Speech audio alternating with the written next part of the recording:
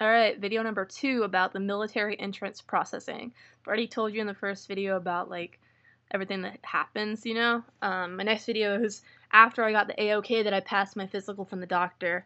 I went to talk to my liaison, and I had to wait forever. And then some dude took my freaking folder and left, and he thought it was his. And I had all my birth certificate, all my medical files. They were like an hour away, and we had to wait for them his recruiter to drive him back so I could get my folder. I was like, holy shit, like, you know, it has my social number and all that shit. That could have been real bad, you know. And then got that back, got in to talk to my person. He told me what jobs I qualify for. First, I was like, fuck those jobs. Like, I didn't really want to do any of the ones that were available and I qualified for right now because the Army and the military in general is having a job shortage because the economy, everybody's applying to get in the Army and military. Just can't find jobs in it right now. So I chose 88M, which is a motor transportation operator. You know, I know how to drive basically every vehicle in the Army. It's basically the job. But I got it with airborne in my contract.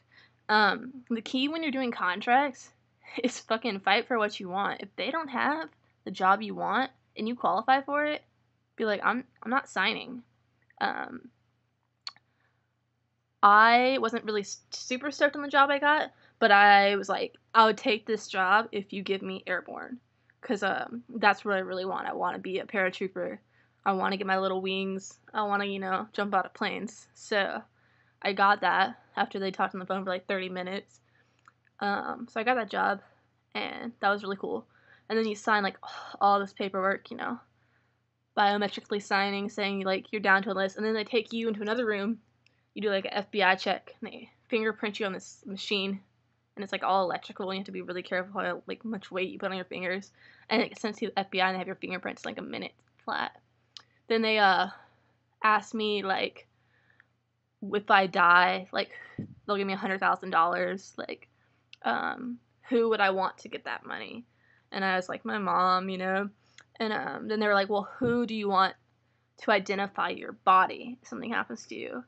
And I was like, my mom. Just, like, who the fuck else is gonna identify my body? So that happened. And then you wait to swear in, and there was only one other person swearing in when I went because everybody was already gone. We were like the last people processing through that day.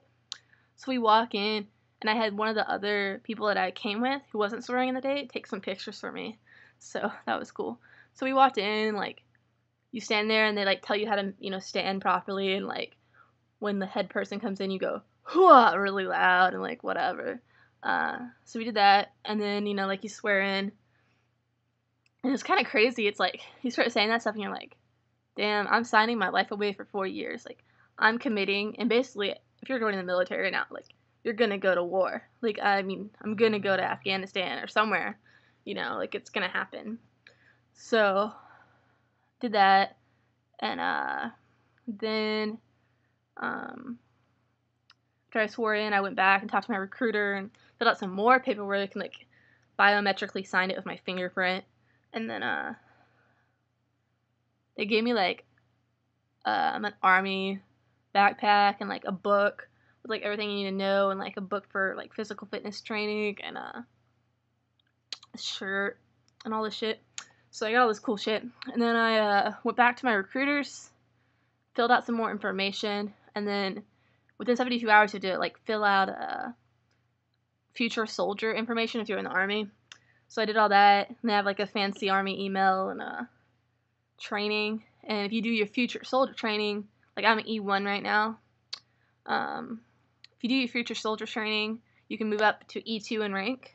That's if you can, before you ship off for basic training, if you can do the physical fitness test, like the official one. So that's no problem. I can already do the run. I can already do the push-ups and sit-ups. And I don't leave till May. So I got my date. I'm just really excited. Like, I feel like all my doors are opening. Have college paid for. That's pretty nice because it's expensive. So I'm going to Fort Sill, Oklahoma for basic training in May. And then I go to Fort Leonard Wood in Missouri for AIT training, which is technical school for 88M, and that'll be in like July. And then in October, I go to Fort Benning, Georgia for airborne training, jumping out of planes. So I'm excited. And then I talked to my recruiter, and I'm going to do the hometown recruiter program, something like that. Basically, it means like after you're done with your training, you can come back for 2 weeks. You work at your recruiting office like a couple hours out of the day every day. That way you get to be home. It doesn't count as your leave. So I could save all this leave and build it up and have it for something else, but get to be home for 2 weeks before I have to ship to my wherever I'm getting stationed, which hopefully I kind of want to overseas station, but we'll see. That is MEPS in a whole. If you have questions, concerns, tips, you want to know things, you're worried, let me know. I'll answer. I'm always online, pretty good at answering things. But really, MEPS was easy. They scare you online, because I was scared. I was like, I'm gonna fail. Oh my god. Oh, one more thing. They do a dental check. So I was worried about that because I don't have that great teeth. I passed, so guess it's all right. I highly suggest joining the military if that's what you want to do, whatever the branch is. I think it's a good thing, good service to the country. But also, if you're gonna join, just know you're gonna go to war. Like, you're gonna be deployed, and some people can't handle that. I expect it if I'm being trained. Like, I expect to go over there and serve my country. So, yeah, that's it. Thanks, y'all, for listening.